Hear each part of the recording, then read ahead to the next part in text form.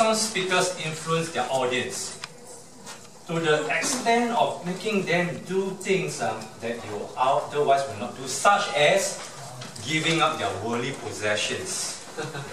Donate to the Church of City House. Spend time with sick and dying. Like Mother Teresa. Or even to resign the jobs and go save the forest, save the world, save the whales, sorry. Yeah. No. Really, because, you know, Mr. Very Young, he's a very distinguished Toastmaster. He's a professional speaker and trainer in Malaysia, Singapore, Thailand, and the Philippines for many years. He was the top salesperson in AIA, and he had many years of success in training, coaching, and giving effective feedback to his team of financial advisors so that they were so successful. So let us invite him to give a 30-minute speech.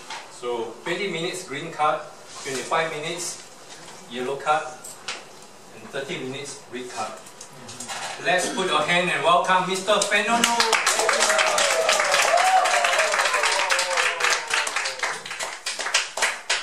Is this right now? Yeah. Yes. Good evening. Evening. I just found a protege and this one is the one. Thank you. Everything told me about insurance matters. Oh. Thank you. I need retention now, you need Prudential, call him. You need Cranston, call him. Thank you for You that. don't need any insurance for me. Right. I'm given this topic by Mr. K to do inspirational speeches. This is what I will share with you, some of the personal things. How to inspire the audience. Now, of all the speeches, this is the most difficult speech to make.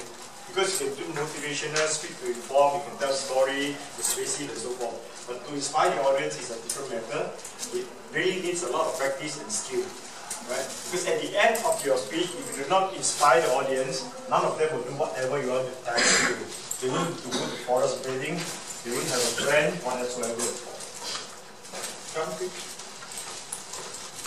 Well, let's give her a round of applause for the cake.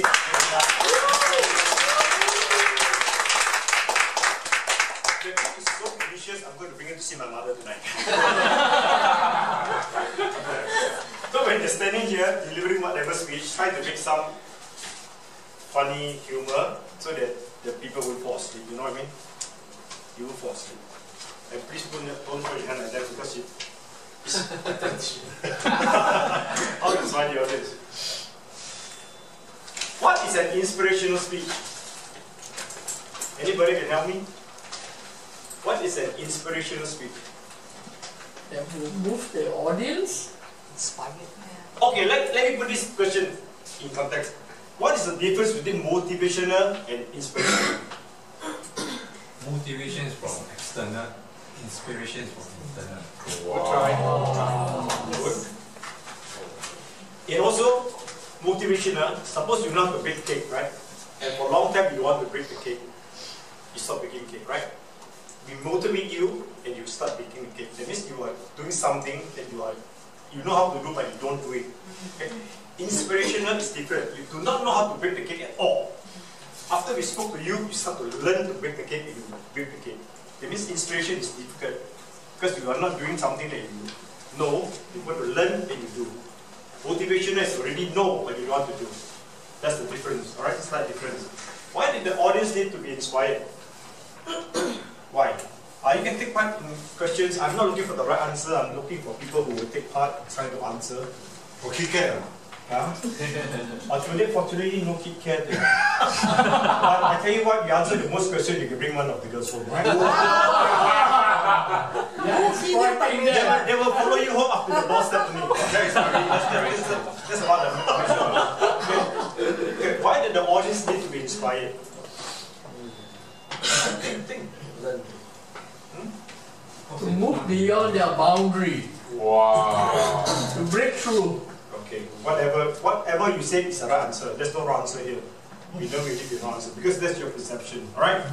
So the audience need to be inspired because When they listen to the speech, they're fully charged, they're excited, they will follow you, they will do whatever you tell them to do. That's inspirational, and that's very difficult to do. Because if I inspire you, all of you, to follow me home tonight, I don't think anyone will follow, right? Will you follow? Depends. Not you. The opening of the speech is to tell the audience what you want to inspire. Do not tell a long story first, then later you say, I'm going to tell you to do something, let's save money, to work hard or something like that. In the beginning, when you're sitting here, today I'm going to inspire all of you to work hard. So everybody will be expecting what you're going to say, right? So at the offset, when you're standing here, tell them what you want to inspire. That will be the easiest way, the simplest way, and the most effective way, right? What you want to inspire. Now, all these are topics that you can inspire. You can inspire them to be teachable, resilient, to focus. All these can be small titles, but very effective. So there are many, many topics you can inspire. One of these also, I call this as keys to success, but you can use this as headings to inspire. Do you have anything here? Do you see one is in black? Do you know why? That's very hard. Alright, I put black here because I want to talk about hard work. I'm going to inspire you to work hard. And I think working hard is very important, especially when you are young and you're healthy. Right? So working hard is a good subject to talk about. You can talk about plans, talk about optimism, discipline, and so forth. Now, people always think that I must be very, very perfect before I can inspire. That is not the truth. The easiest way to inspire is to tell people your problems to be up there. Okay? How you deal with your imperfections, because everybody has got imperfections. Okay? You must tell people how imperfect you are from the beginning, and after you have this journey, you become perfect. You're on top. Not really perfect, but you're on top somewhere. Right? So this is one thing that everybody can do, right? All of you got imperfections? Yes. Yeah. So use that as the base of your speech. From there you build up to the level you want. Easy enough? Yeah. If you know this way, that's the easiest way. Taking pictures? Thank you. It's $5 here. I paid at the entrance already. The $5 includes taking pictures. That's great. Good. This is one thing I need you to remember, right? Talk about imperfections. Now I'm going to share with you my story about working hard. As an insurance agent, now we call financial consultants or whatever, right? I had no experience at all in selling, the truth. Never sold before.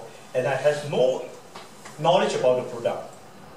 And yet when I came into the workforce, I became the top salesman in cases in my first 3 months. I mean, Richard Day is in AIA, he knows about my story. So I cannot bullshit you, he's here to verify. I was suddenly from nobody become somebody.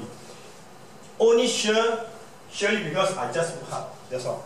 Everyday work, morning, 5, 6 o'clock in the morning until 10, 11 o'clock in the night. 7 days a week. Chinese New Year, 15 days I work. Christmas I work. I mean, I work every day. That is because of my passion to be successful. And that is really hard work. To think back, I wouldn't dare to work like that. It's like no life. But there's no choice, because in the beginning, you need to be successful. And that's where I have to spend a lot of time. Because the more you work, what happens? The more you learn.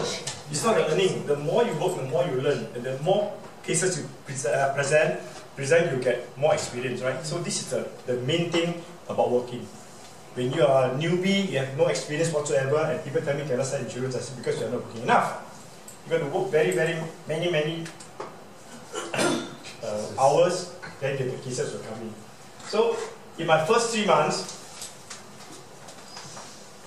in my first month I closed 32 cases. In my second month, 3 cases. So I had 60 cases in 2 months. 80% of the insurance agents do not close even 50 cases in 1 whole year. And I did 60 in 2 months. So that was something, to me, something great. But at that time, I was not looking for greatness. I just want to work and work and work. That was not in my mind. And my leader said, can you close 40 in the 3rd month? I said, for what? He said, I didn't become the first marathon man We call it, when you hit 100 cases, you're called a marathon man. And then you get to get your picture put in the front page of the magazine. And this was the front page of the AI magazine. And I put me there. I never run in my life. Never run. But they put me there to just to add. So because of that, they put this in the front page and my story was inside. That's how it goes. Now, when you introduce a topic like that to the audience,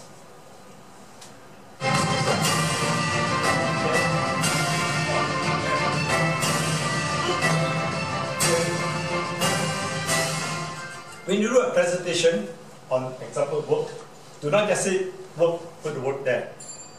You make the presentation much more interesting, like making something like that, work, and you put music there. Suddenly everybody will wake up and they'll focus on what you're going to talk, right? This is called attention grabbing. The most important part in the opening is you must grab your audience's attention. If you do not get their attention, they are not going to follow your talk anyway. So you grab their attention, talk about work, and then you talk about how you work, your work habits and so forth, right? Now, how you want to construct your body, the how is to construct your body. The body of the speech, can someone talk about body of the speech? Okay, the body of any speech, 5 to 7 minutes especially, is only 3 main points. 3 points. Do not put 5, 6, 7 points. Nobody can remember. I don't know why they say it's a research they have done. So every speech, the body must have 3 points. How many points? 3 points. 3 points, yeah? Remember that 3 points. More than 3 points is no good already. So body of speech is always 3 points. Number 1, the problem with not working hard. You start with the problem. That's the number 1 point. You have to start with the negative. Right? When you talk about working hard, first one, the point is why people do not want to work hard. A lot of influences, bad influence, not time, you don't plan, things like that, right? So you must tell stories to the audience, the problems, the suffering and pain, if you do not work hard. You know, I learned this from who? Mr. Gay. He's my trainer here. I learned a lot from him here. Okay? Now, always remember that any problem that is unsolved will be implications. That means the problem will grow bigger and bigger and bigger. You know what's implication? So suppose your car has a 40 battery. That's the problem. If you do not change that battery, what happens? If you do not change that 40 battery, what happens to the car? Right? What happens to the car? Do not change your 40 battery. Huh? They break down here? Okay. It is not only dead, you know. Implication is much more than dead. Because once a car breaks down in the highway, it causes traffic jam. You're going to miss your appointment. You're going to lose your scale. You know, it's a lot more things. It's not just. Your boyfriend will desert you lah. You never have to worry about boyfriend disciplining. It's always me.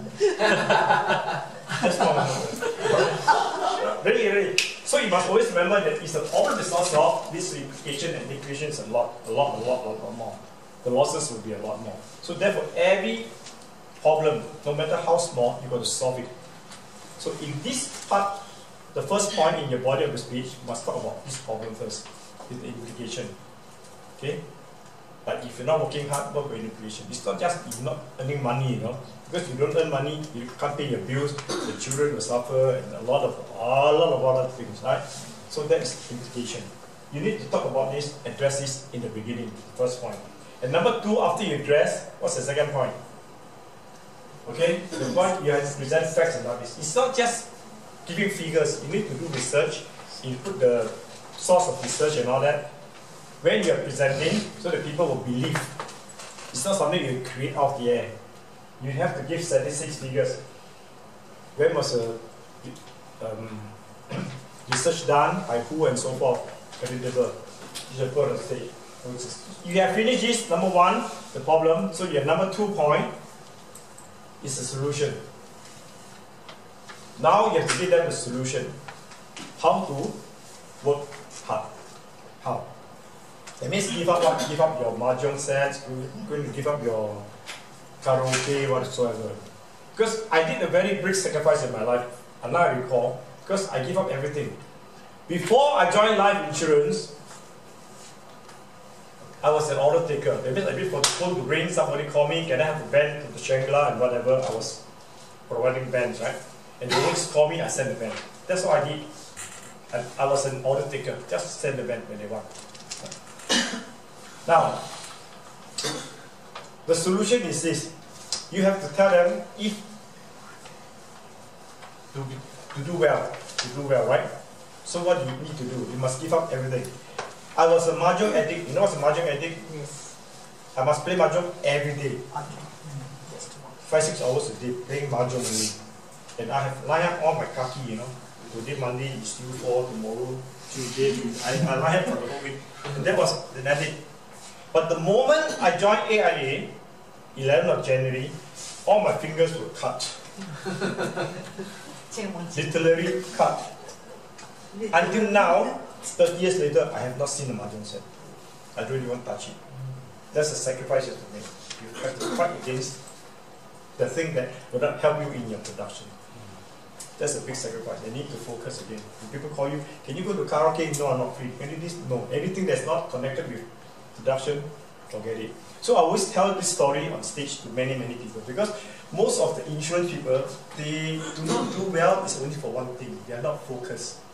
They are easily distracted. They do not plan.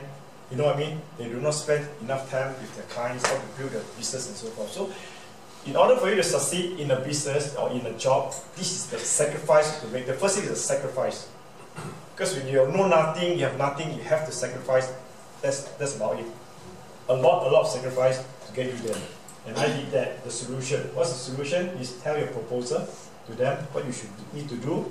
Second, explain how it works. Okay. This will be the number 2 point of your inspirational speech. This will be 2 points. Any question? Any question? Do we have to start? That's exactly. I leave my slides here, so you all want to bring a thumb down and examination. Explain how it works.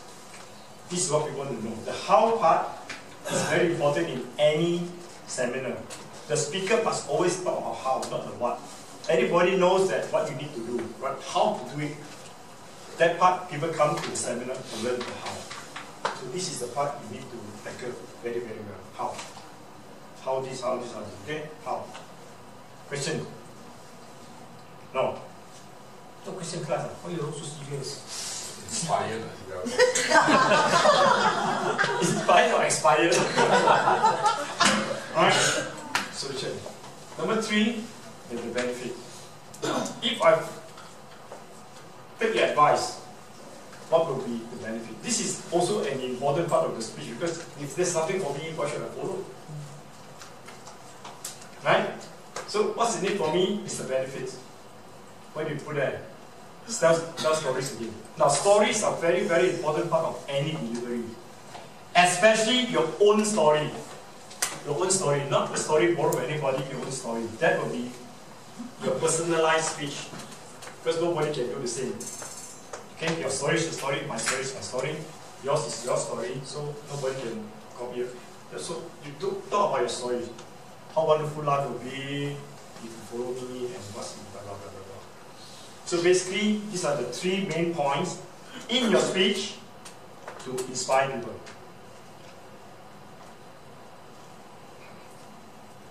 And to conclude, now every speech, you know, just now Vincent was talking about opening, the body, and the conclusion. No matter whether it's a 1-minute speech or 1 hour speech, you still need to conclude. That means you summarize the whole thing. So you need to conclude, and conclude is consequences of not working hard. This is what you talk about in the beginning. Right? Then solutions to work hard, benefits of working hard. So the conclusion will have to include all these 3 again. Run through, just short mention.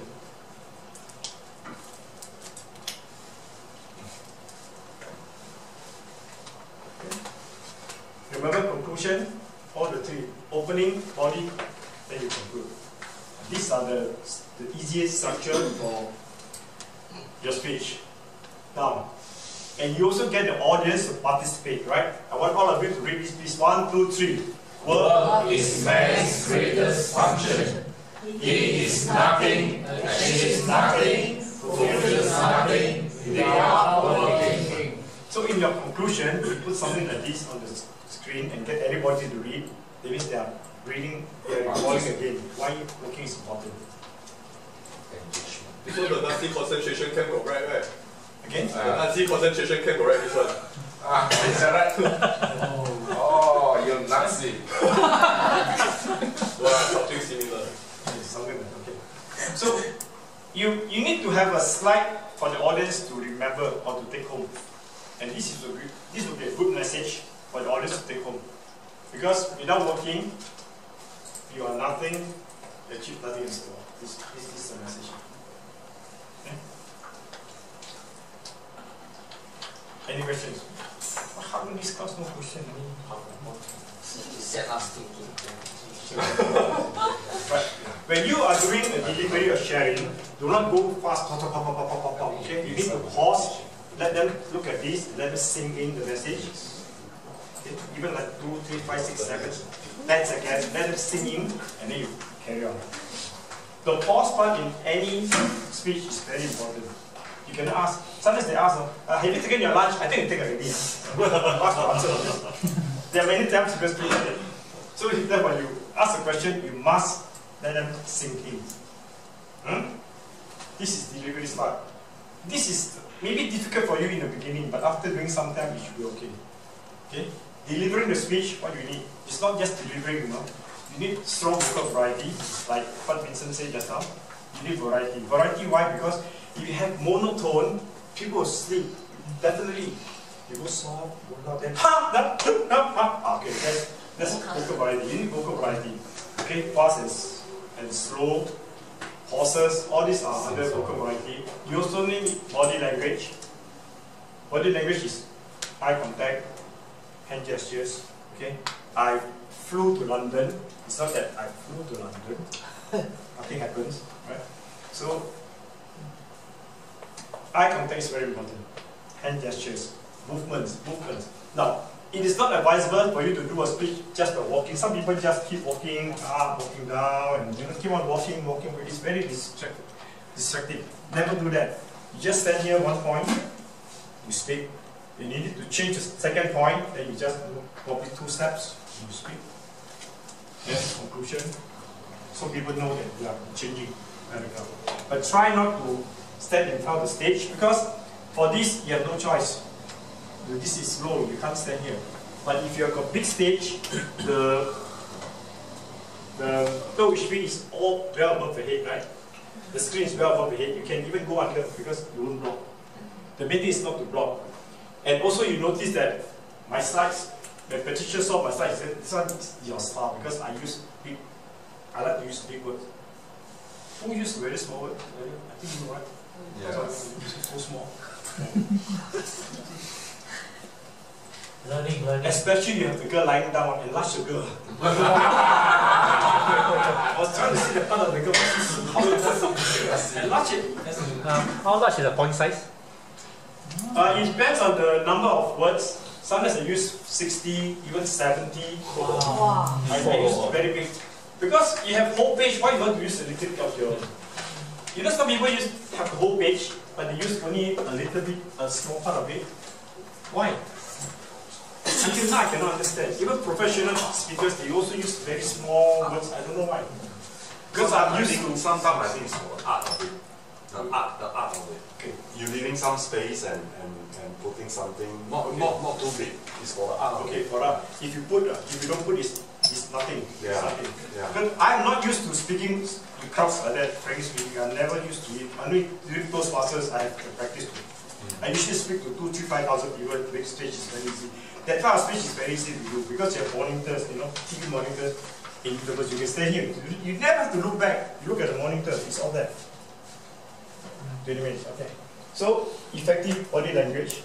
The body language must not be exaggerated, but you got to be in line before you speak, and then keep the audience engaged. How to keep the audience engaged is you have to ask questions.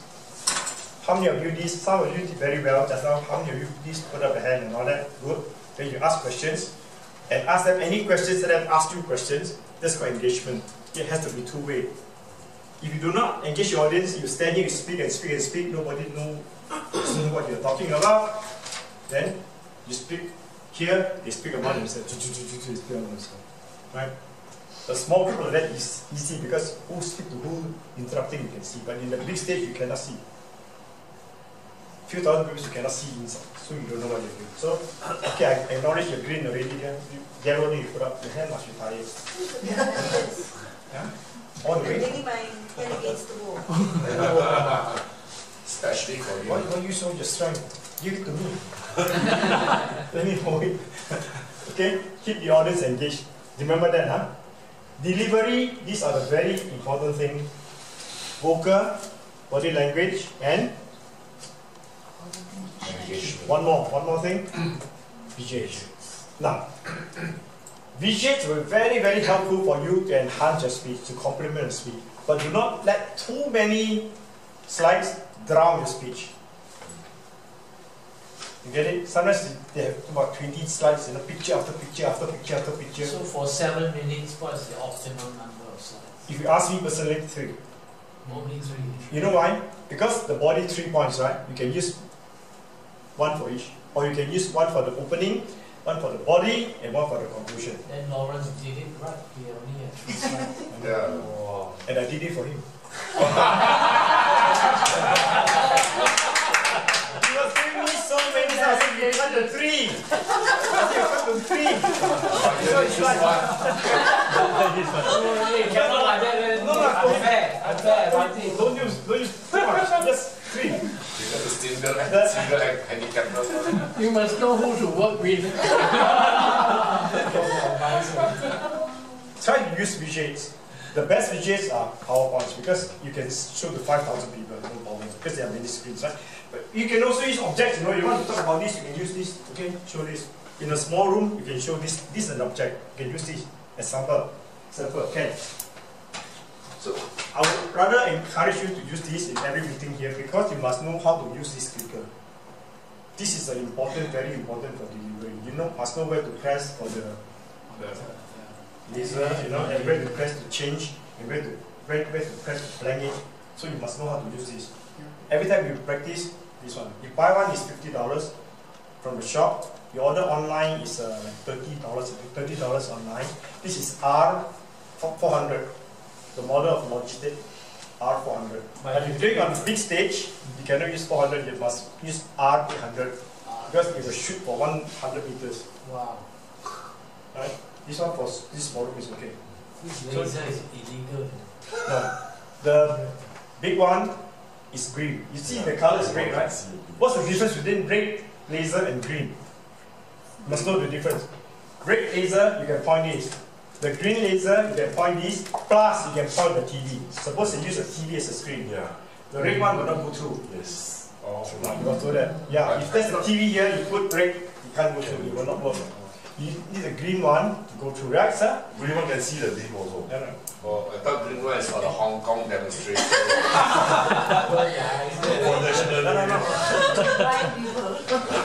Alright. So, AJ, okay, now question officially. Officially, yes. The benefits, tell stories as well as best if we could personalize it. Yeah. But then, comparing to either, I would say myself, the younger generation. The old generation. The one who changed In man. the sense that we don't have a lot of experience to share with, we don't really have a lot of stories. Good. Yeah, then that will be a main challenge. This is a beautiful question. Beautiful question. You can always borrow the experience. You can borrow somebody's story. Yes. And you always can borrow. Yes. But then one thing is when you borrow a story and then when the audience actually asks further details and then you cannot answer them because you don't know the full story, you don't experience that. No, that story you tell is to support that point only. Okay? You are supporting a story with that point. Because every point Can you make up stories? can. You make up You your can own even story. make the stories. You can also tell fairy tales. You know fairy tales? People like fairy tales, right? The girl kisses the frog and then becomes a prince. Also in my line, I'm actually a professional consulting business, so I cannot make stories. I need to tell facts and I real life events. You tell stories about what happened to your grandfather. In presentation, you can tell stories. A lot of people use stories to enhance, right? As a profession, of course, you need to do research there. If you don't have the facts and all that, you need to Research. do research. Facts we have lah, facts like all the researchers, all the numbers. Yes, but it's facts very dry, boring. So one part is facts and one part is the stories where you relate the facts to real life application. Do you know that there are no boring titles? There are always have boring speeches. You give a title like My Best Friend, right? Look at it, so boring. But you can make the speech very, very interesting, you know? Right? You know what I mean? And in telling stories, you never have to tell the whole truth. Frankly speaking, you need to tell the whole truth. You add salt and pepper and all that, make it very spicy and all that. Yes, do you want to ask a question? No, I mean, in terms of stories, even though you don't have you yourself as first hand, but if it's your friend's story, it's still in some way personal. You know, it's your grandfather's story, your uncle's story, it's still through you, right? But if it's you read from somewhere, then of course it's a bit less personal. Then that will stand as well. If you read a story from somewhere, you must quote. Okay, I got this story from this book, like who and who, you know, like especially there's some stories about yesterday's. I don't know especially. Alright, you must quote, you know, maybe borrow somebody's material, you must quote, alright? Okay, now I want you to read this again. 1, 2, 3, read it. Today you do things people will not do. Tomorrow you will do things people cannot do. This is my favorite quote for everybody. Alright, I think my record is up. Thank you very much.